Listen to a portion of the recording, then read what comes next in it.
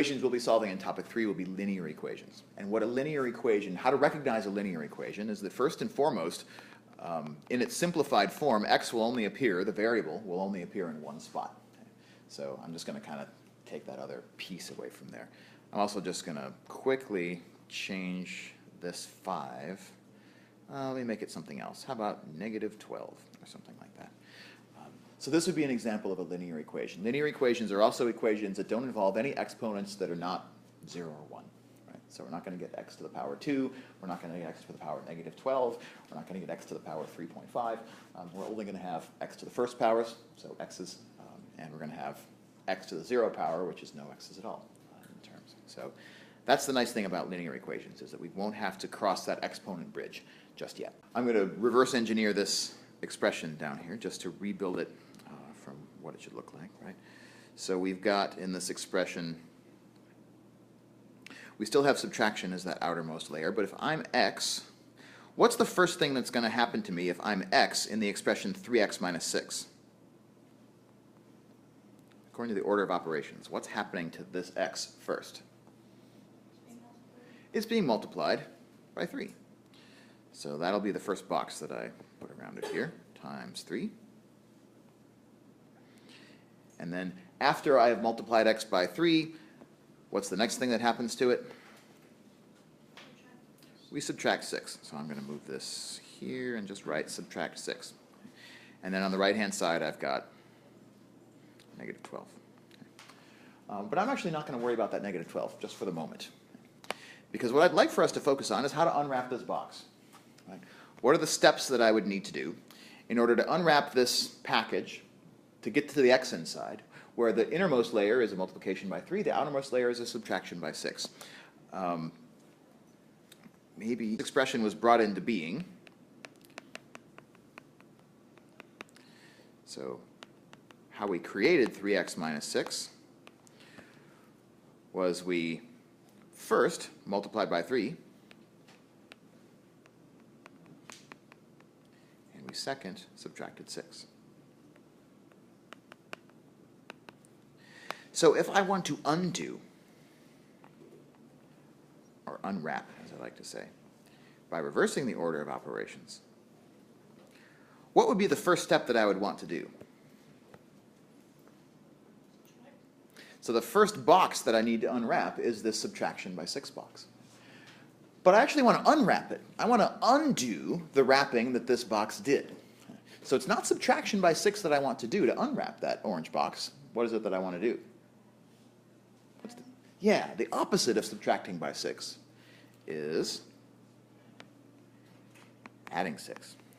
So adding 6 is the operation that's going to free our expression from this orange box. Right? It's going to unwrap that orange box around the outside. That's the first thing I want to do. And again, the first operation we want to unwrap is the last operation we did when we wrapped. Right? That's why the order of operations reverses itself in this context. So the first thing we're going to want to do is add 6. And once I've added 6, that has the effect of just getting rid of this orange box. There we go. So now the orange box is no longer there. So now, what's the next thing I want to do to get that x to stand alone? How do I unwrap this green box?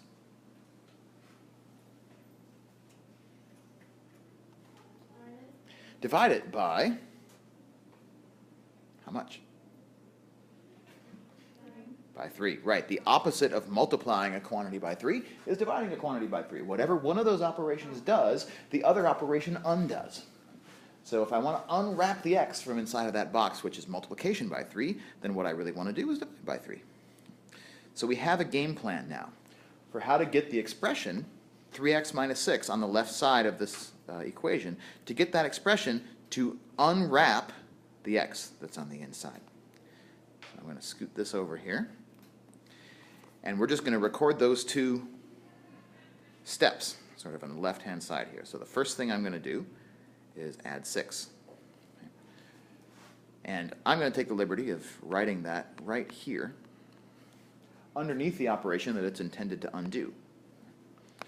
And once I do, I'm going to be left with just plain 3x. And then, in my second step, I'll divide this expression by 3. I'm going to write that. I'm not going to use a division sign because we got in trouble with that last week. I'm going to use a fraction bar instead. And now I have kind of a game plan for how I'm going to get from the original problem, the original equation that we're trying to solve, down to another equation that has just a plain x on one side. And that's how I'm going to know that I've gotten a solution to the type of problem that we're trying to carry out. Right? I'm going to know what the value of x is. But how do I find what value that x should have? What am I missing in this whole process here? Suppose for the moment that I divided negative 12 by 3. I get negative 4. How can I know whether this is a correct solution? Whether this actually solves this equation or not? What's a way that I can check my answer, or what's a way that you could check your answer if you're working on this problem?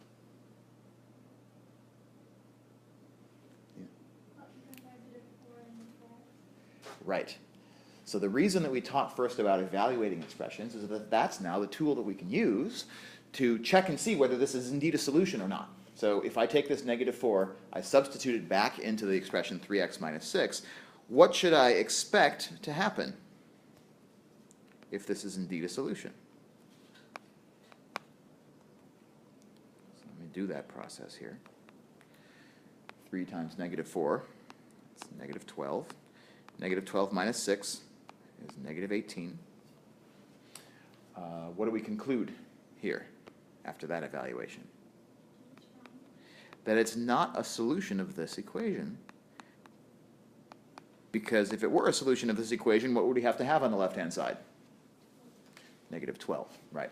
So that's the great thing about solving equations, that there is a built-in way for you to know whether your answer is in fact a solution of the equation or not. Just evaluate the original equation using that as the value. And if it comes out to be an equation which is equal on both sides, then it was a solution. And if it doesn't, then it wasn't. So negative 4 doesn't quite do it. What did we miss? You add 6 to the other side. What we missed is that every single step of the unwrapping process that we do to one side of this equation, we also must do to the other side. That's the way to make sure that, what did I miss here? Oh, this little x appeared. I didn't want. That's the way to make sure that the equation that we get at the end has the same informational content as the one that we started with in the beginning. In other words, that's a way to make sure that the x that we find here actually is a solution to the equation we start with here. Every step that we do to one side of this equation, we also have to do identically to the other. Just like when we were creating equivalent fractions a couple of weeks ago, where every multiplication we did to the numerator, we also had to do to the denominator. Same principle applies here. That if my first step was to add 6 on the left-hand side of this equation, I should also be adding 6 to the right-hand side of this equation. And so my intermediate step here, negative 12 plus 6 is going to give me negative 6. And then my next step was to divide the left-hand side of this equation by 3. I should also be dividing the right-hand side of this equation by 3. What's negative 6 divided by 3 another name for? Negative 2 over 1. And negative 2 over 1 can be further simplified into negative 2. After all, any integer, any whole number divided by 1 is just that number by itself. So x equals negative 2. Let's try checking to see whether that's correct. Again, just by plugging negative 2 back in for x into my original equation and see whether both sides balance. And what you'll find out is that as we carry out this operation, we're really just going to be retracing our steps that we did to solve from the bottom up. Because the first thing I'm going to do is multiply 3 times negative 2. And I'm going to get that same negative 6. And the next thing I'm going to be doing is subtracting 6, which is the opposite of this step. And I'm going to get negative 12. So that's why this all works. It's not magic.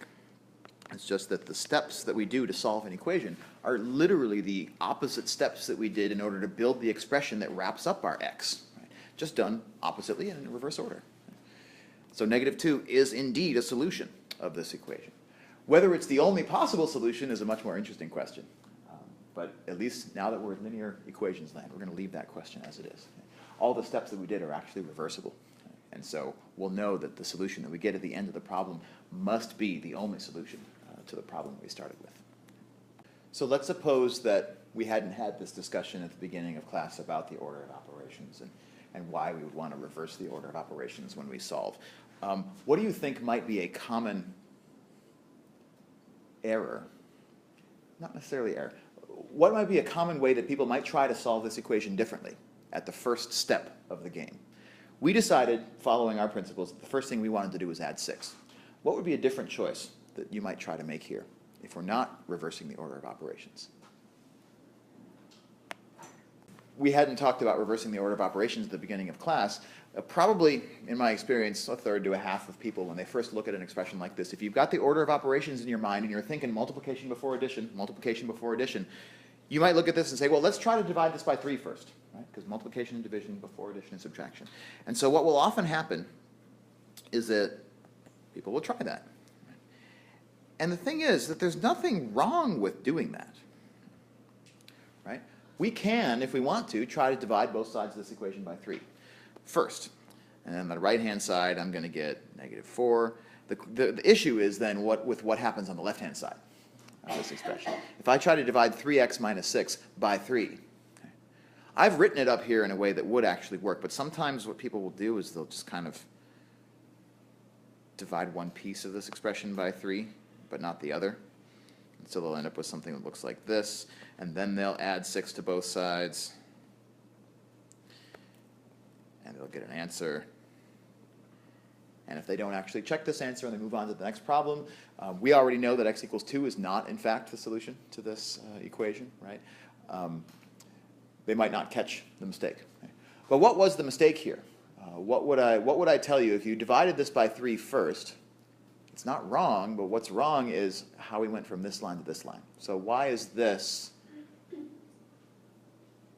that not a correct simplification of the expression? It's a correct simplification. What's missing? What didn't I do here? Yeah, exactly. What I didn't do is I didn't divide this 6 here, or -6 if you like. I didn't divide it by 3. It's okay to divide both sides of an equation by 3. We're going to get an equivalent equation on the next line, right? The issue is, when I divide the left-hand side of this equation by 3, I need to divide the whole left-hand side of this equation by 3. And that's a step that people will sometimes fumble. So let's just think about that step real quickly, and then we'll break into our groups. So how would I divide 3x minus 6 all by 3? When we were talking about adding and subtracting fractions, we know that when we're subtracting in the numerator of a fraction, it's actually the same thing as carrying out a subtraction with 2 fractions of a common denominator. So a 3 as the denominator, and then a 3x and a 6.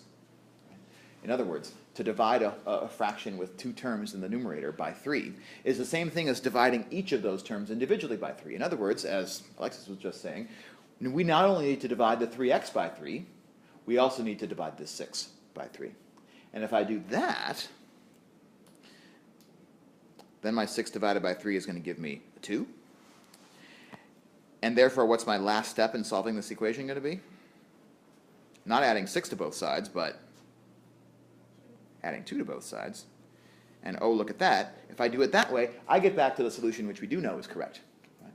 So it's not that using the order of operations in this way is a wrong way to solve it. It leaves people open for very common errors that are made when simplifying algebraic expressions. So I always recommend at this stage of the game, try and stick to the reversal, right? SADMEP. Try and do all your subtraction and addition on both sides of the equation first, and only after your subtraction and addition has all been simplified and only division and multiplication are left, then worry about division and multiplication. So always be thinking first about adding and subtracting to solve an equation, and then after that, multiplication and division, and we won't see exponents for at least a few more weeks.